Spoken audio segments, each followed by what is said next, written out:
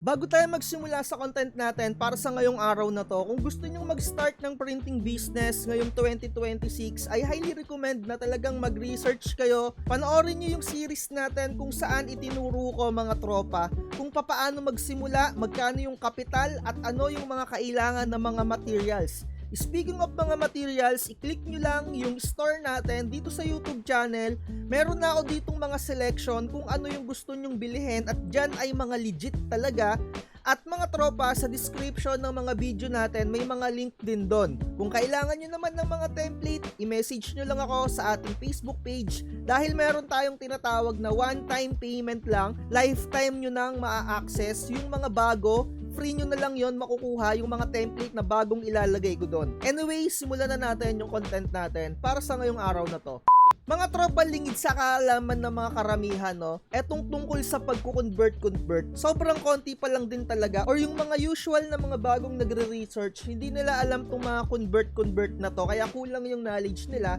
Eto, may nag-comment sa atin, shoutout natin si Joanne Siledjo. Dati rin mga tropa, hindi ko rin talaga alam kung ano yung gustong itanong neto. Parang pares lang din kami dati. And tayo, pares lang din tayo. Yung mga knowledge na mga sinasabi ko, hindi ko rin to alam before mga tropa. So, eto yung comment ng tropa natin. Yung dye ink na universal ink ba, ayun ba yung ginagamit sa mga converted na ink? Mga tropa, eto yung mga universal na mga ink. Iba't ibang brand, iba't ibang third party company yan mga tropa. May Hansol, merong LNC, may LNB, or kung ano pa man yung nalalaman ninyo, may Kuyi. Ayan yung mga tinatawag na universal na ink.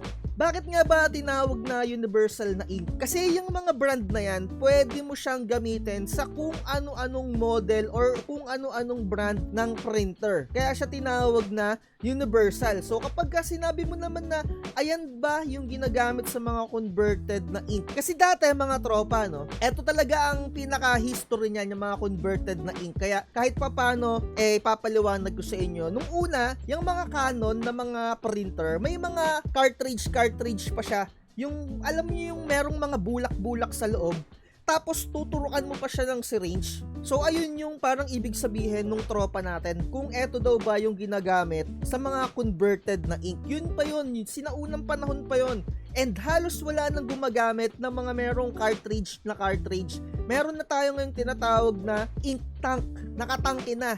So ang mangyayari, pwede mo rin tong gamitin yung mga brand na to, 'di ba? Kung dye ink pa rin yung gagamitin mo, maraming brand dyan, may Hansol, 'di ba? May Kuyi, may LNC, or kung ano pa man yung alam ninyo na dye ink, 'di ba? Merong Inkpew, yung ganyan, 'di ba? So ayan yung mga compatible, pwede siya sa Epson, pwede siya sa HP, pwede siya sa Brother, kaya nga tinawag na universal. Pwede siya kung ano-anong brand or kung ano-anong model ng printer, basta dye ink. Pero meron na tayong tinatawag na yung i-convert mo siya into pigment ink. Ayun naman yung another explanation ng pagko-convert, no? So, halimbawa, pag bago pa lang yung printer natin, meron na siyang kasamang dedicated na ink. Pag bumili ako ng Epson 3210, Epson 121, Canon G1010, Brother 720, may mga kasama na siya na free na dedicated na ink mismo na ayun yung gagamitin mo sa pinaka-printer na yon, na which is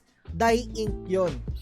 So, ang kino-convert lang na into pigment ink ay Epson lang na brand. Tandaan ninyo, no? Epson lang na brand ang kino-convert into pigment at sublimation. Wala nang iba pang brand. Kasi iba't ibang brand or company, iba-iba yung technology na meron sila. Kumbaga yung compatibility ng pigment ink or yung characteristic niya, sobrang lapot niya. To the point na hindi siya lumalabas or hindi kayang lumabas ng tuloy-tuloy dun sa pinaka-printer head. Diba? Iba kasi yung consistency or lapot netong mga pigment na to. Epson lang yung may kakayahan na ibuga yung mga ink na pigment. So, papaano nga ba yung tinatawag na converted na mga printer, no? Kasi ang tanong niya dito, ayun daw ba yung converted na ink? Sa ink converting mga tropa, kung naubos na yung pinaka dye ink na dedicated nung pinaka-printer mo, so nasa sayo to choose kung bibili ka ng alternative, kagaya na itong mga Hansol, di ba?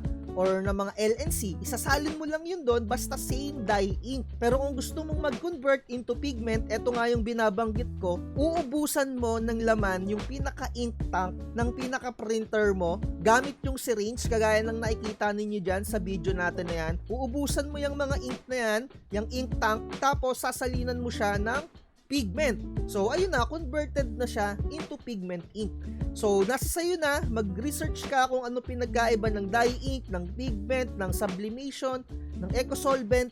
Meron akong mga tutorial dyan sa mga previous upload ko. Panoorin mo na lang para mas malaman nyo pang maigi. 'Di ba? Pero kung bagong-bago pa lang yung printer mo, isalin mo lang to. Wala ka nang aalisin doon. Wala ka nang aalisin kasi wala pang pinakalaman yon. Ang gagawin mo, hindi mo lang gagamitin yung pinaka-mismong ink na kasama ng binili mong printer. Magre-rekta ka ng pigment ink. So, meron pang isang scenario rin na yung pinaka ink mo or gusto mo pa rin na dye ink pero ayaw mong salinan ng original, edi ang isalin mo lang din dye ink na mga alternative.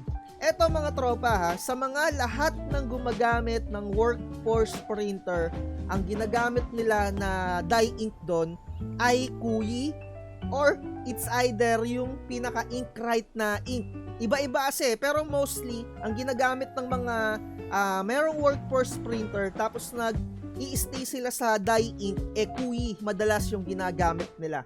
So Joanne, sana natutunan mo or yung information na gusto mong makuha sana na-provide ko when it comes dyan sa dye ink na universal ink at kung ano yung mga ginagamit into converted ink na tinatawag mga tropa, no? So ayun na yun, hindi ko na kayang pahabain pa yung information na maibibigay ko sa inyo. Wala na kasing iba pa, yun na talaga yun mga tropa.